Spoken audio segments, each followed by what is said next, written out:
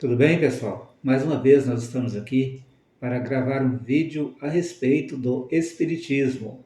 Eu queria voltar a falar com vocês sobre a questão dos animais. Acredito que eu já fiz um vídeo sobre isso, ou mais de um, mas eu queria falar hoje novamente sobre por que os animais sofrem. Porque é uma das curiosidades e das coisas mais essenciais para se aprender no Espiritismo é saber em relação do sofrimento que ocorre com esses animais, né? Com os nossos irmãos que estão aí no caminho da evolução. Primeiramente, eu gostaria de frisar, de sublinhar, né, a importância de Deus, a importância de um Pai, da ideia de Deus, da ideia de uma inteligência suprema para entendermos a questão do sofrimento. O sofrimento, ele é estabelecido pelas leis naturais de uma forma às vezes injusta do ponto de vista humano, mas ele é colocado pela potência divina como algo justo, embora a gente não compreenda. Para compreender isto, nós precisamos saber sobre a sabedoria imensa de Deus. Porque não entender a sabedoria de Deus nos leva a crer que existe injustiça na natureza, que os animais sofrem por injusta causa. Mas muitas pessoas perguntam se para o homem o sofrimento dele pode se referir a algo que ele fez de errado no passado, ao sofrimento que ele impôs a outro no passado. Então, por que é que o animal sofre? Se o animal não fez, ou seja, se fez, não tem a consciência exata do que fez, né? De mal ou de bom em outra vida. Por que é que o animal sofre? Ele estaria sofrendo em relação ao mal que ele praticou? A gente entende então que às vezes a gente fica perdido porque se, por um lado, o homem deve responder pelo seu passado, os animais sofrem e muita gente pergunta se os animais estão respondendo pelo seu passado. Para entender essa questão, e a gente vai falar muito mais por intuição sobre isso, e depois a gente pode colocar algumas imagens durante a nossa conversa para que você possa assistir. Para entender com profundidade, nós temos que tentar compreender a questão da construção da vida. Como é que a vida é construída no planeta? Quais são os elementos que foram usados pela espiritualidade superior para montar os seres vivos do planeta? Estes seres, eles têm sensibilidade, e essa sensibilidade é que os levou a evoluir, a crescer, a mudar paulatinamente até chegar nas formas que eles têm hoje. Essa mesma sensibilidade é o que dá motivo aos animais sentirem dor, e a nós também que temos um corpo físico. A dor decorre da questão do planeta, que é um planeta onde os seres ali vivos, eles têm sensibilidades, né, que podem ser feridas ou podem ser agredidas pelo próprio clima, pela natureza do planeta e pelas conjunturas, né, vamos dizer assim, do nosso mundo. Bom, e eu gostaria aqui além de falar dessa construção da vida que foi feita pelos espíritos, que trouxeram para nós aí esse corpo maravilhoso que nós temos, que construiu, por exemplo, um animal como o pavão, né? Com aquelas penas, aquela coisa maravilhosa, aqueles desenhos, né? A arara, né? Os animais em si são todos muito bonitos, né? Alguns são feios, mas a maioria deles são bonitos, né? Esteticamente. Então, essa construção deste corpo dos animais, de cada espécime, cada ser, ela foi passada então por um certo ajuste feito pela espiritualidade superior. Se você pensar em um escultor, uma pessoa que fabrica imagens, né, de anjos, como Michelangelo, né, como o Aleijadinho, né, que aquele escultor brasileiro que fez obras muito semelhantes à de Michelangelo, que agora me falha o nome, mas vou colocar aqui para vocês verem, né? Antônio Lisboa, me parece o nome dele. E aí, gente, essa comparação, se alguém pega, por exemplo, uma pedra e vai retirando os pedaços da pedra até sobrar ali a escultura de um anjo, essa pedra, para se transformar em anjo, ela precisou ser arrancado pedaços nela. De certa forma, ela sofreu para chegar àquela forma. O anjo já está na pedra, mas o escultor então arranca o anjo dela, arrancando, retirando pedaços até formar a imagem. Deus, ou inteligência suprema, o nosso Pai Celestial, que é todo amor, toda bondade, para construir um espírito, para construir uma alma, para formar um espírito ou alma, ele vai arrancando dele as partes que são desnecessárias, partindo de um princípio energético para chegar, enfim, à formação da vida inteligente. E esse princípio energético, vamos falar energético por não ter outra palavra similar, esse princípio vai ser apurado, né? Ele vai apurando como a garapa para se fazer a rapadura, ele vai apurando dentro das encarnações em espécies inferiores, começando, né, nessa preparação desse material na energia dos minerais, depois ali se retira para revesti-la de plantas, né, de seres vegetais, isso com a passagem de milhões e talvez bilhões de anos, até que aquela forma energética possa então começar a ser trabalhada em seres animados, né? E a partir daí então vai ocorrer a evolução daquela energia até que ela comece a poder habitar nos animais que nós estamos vendo ao nosso lado. E essas formas de energia que estão se transformando em alma, elas vão se aprimorando. E para isso, então, é preciso que haja apuramento, né, dessa questão da sensibilidade desses seres, para que eles se tornem sensíveis ao ambiente cada vez mais, para que um dia possam ser aproveitados nos seres intermediários, que estão entre, não são nem humanos e nem animais, que existem em outros mundos, outros planetas, e que já existiram aqui na Terra em seu início, no início da formação da humanidade. Bom, então, o efeito da dor nesse apuramento dessa sensibilidade, ele é necessário para que então os seres possam evoluir. Os espíritos nos dizem que as espécies de animais, elas vão ser animais até a sua extinção.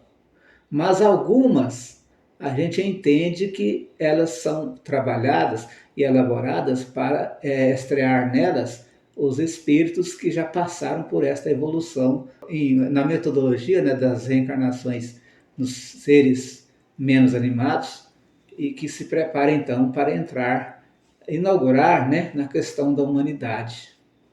Seres primitivos, mas começando a se tornar como nós. E aí, essas almas que foram preparadas durante milhões de anos, né, quiçá bilhões, elas começam a inaugurar então em um ser muito parecido com o homem, né? Por exemplo, o homem de Neandertal, né? Aqueles seres mais antigos, depois o Homo sapiens, e toda essa evolução, essa alma preparada então naquelas camadas, ela vai começar a inaugurar então nestes seres, já com um corpo mais aprimorado. Bom, mas para isso acontecer, os geneticistas, vamos dizer assim, os estudiosos do plano espiritual, os cientistas do plano espiritual, recolhem as almas desses seres, né, que nós chamamos animais, e fazem operações, espécie de cirurgias, modificações, para que ela possa inaugurar em uma espécie mais evoluída.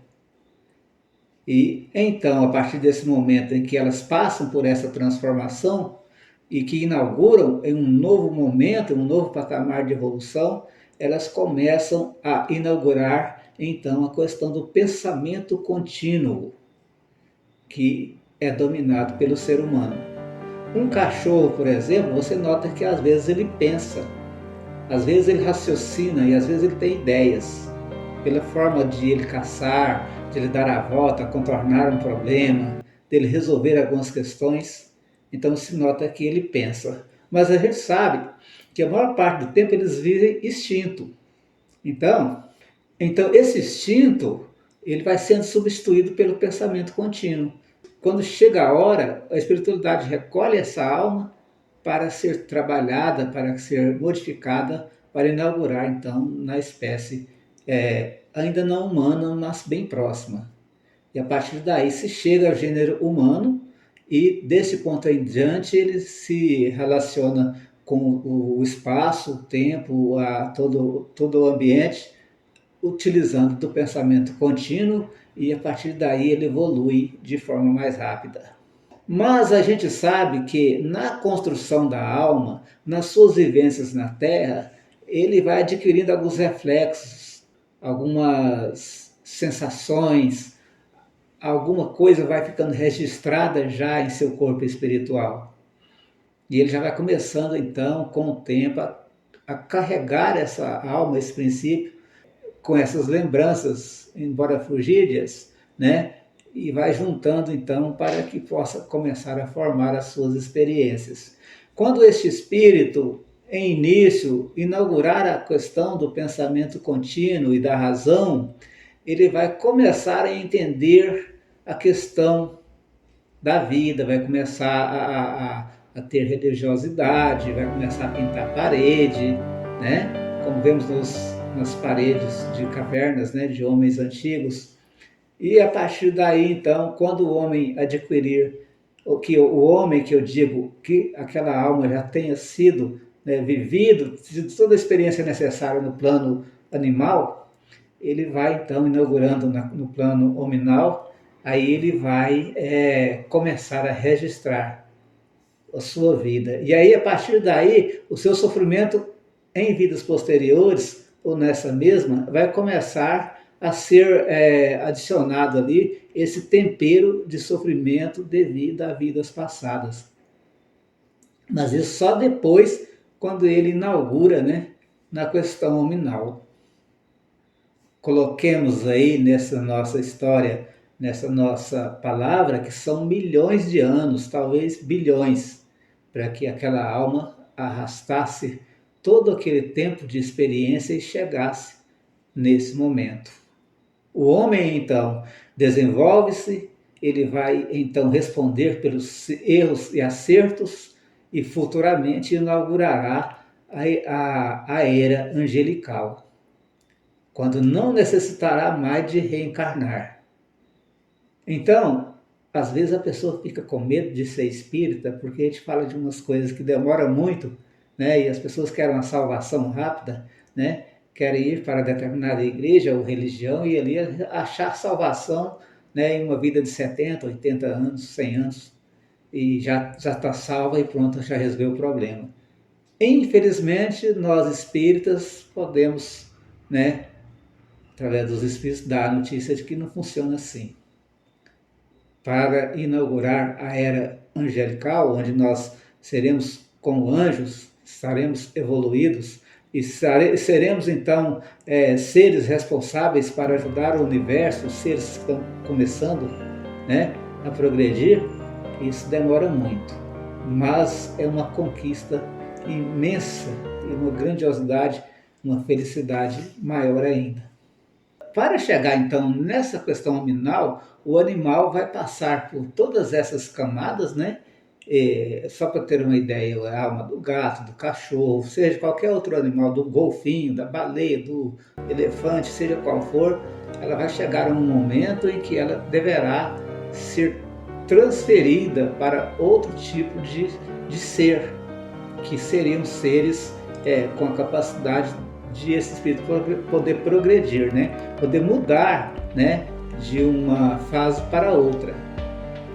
Se você observar, por exemplo, o João de Barro, ele faz a casinha dele há milhões de anos, desde quando ele surgiu, né, e evoluiu, e ele começou em determinado momento a fazer aquelas casinhas, ele não muda. É aquilo lá, quer dizer que ele não progride. Por quê? Porque aquelas alminhas, elas estão sendo preparadas para um momento para eclodirem um outro tipo de existência, onde, tendo um outro tipo de instrumento, começarão então a questão do pensamento contínuo. Agora, não me perguntem quando é que isso vai acontecer. É que já questão de espaço, questão de tempo para a espiritualidade é outra coisa. A gente não pode se meter a tentar entender, porque é algo muito complexo, e mesmo porque para se saber a respeito disso, teria que sermos físicos, né? Ser formado em física pelo plano espiritual, né? Que daria uma ideia mais correta disso. Vamos por partes, né? Então, gente, olha só.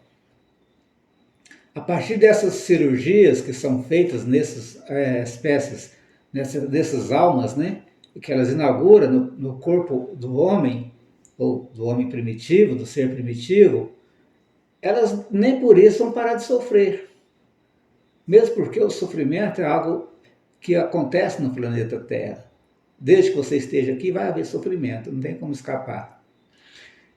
E a dor, ela é aproveitada, então, nessa escalada em direção à luz, por Deus, que nos ama, que nos vê o nosso passado, como a gente foi criado.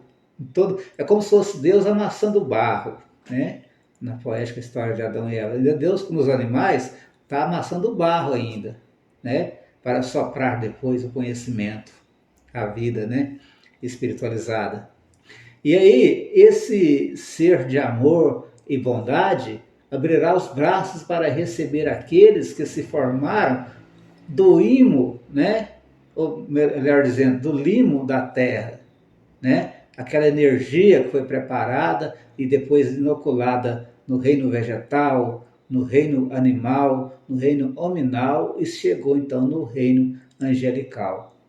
A partir daí, esse espírito verá então de uma forma mais compreensiva a questão de Deus e poderá, inclusive numa forma figurada, observar aquele imenso ser de amor e luz e receber dele um abraço.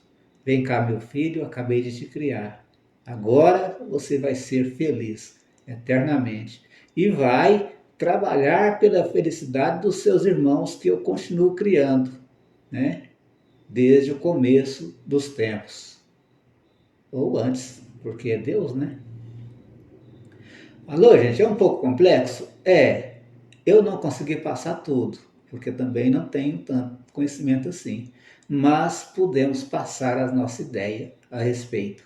Os animais sofrem, é verdade, mas Deus tem para eles o destino da angelitude. Talvez chegarão lá, né? Bem depois de nós que já estamos nesta fase. E talvez a gente retorne um dia como anjos para proteger homens primitivos que foram em determinado momento o nosso cachorrinho, né? O nosso gatinho. E aquela alminha está ali já inaugurando na questão do pensamento contínuo e aí a gente já vai amar porque conheceu desde o começo, né? Porque Deus nos conhece desde o princípio. Os nossos filhos que nós temos ao nosso redor, que Deus colocou ao nosso redor, para que a gente aprenda a amar, talvez a gente conheça de tempos imemoriais. E em uma vida, talvez em um universo futuro, em forma de anjos, a gente venha encontrar esses serzinhos angelicais, né? Pequenininhos, né? Os animaizinhos, né? Já transformados em seres hominais. E eles nem vão saber por que a gente os ama tanto. Nós saberemos o passado deles. Beleza? Era esse então o nosso recado de hoje. canal Pátria do Evangelho no YouTube. Peço a vocês que vão lá. A gente vai tentar colocar o link aí para vocês irem, né? Ele está meio sumido lá no YouTube porque não tem quase ninguém, tem pouca gente inscrita. E a página do Centro Espírita Eurípides Barçanufo. Vamos curtir a página aí e aumentar o número de seguidores para que ela possa alcançar mais pessoas. Falou, gente? Um abração a todos, que Deus abençoe. Obrigado.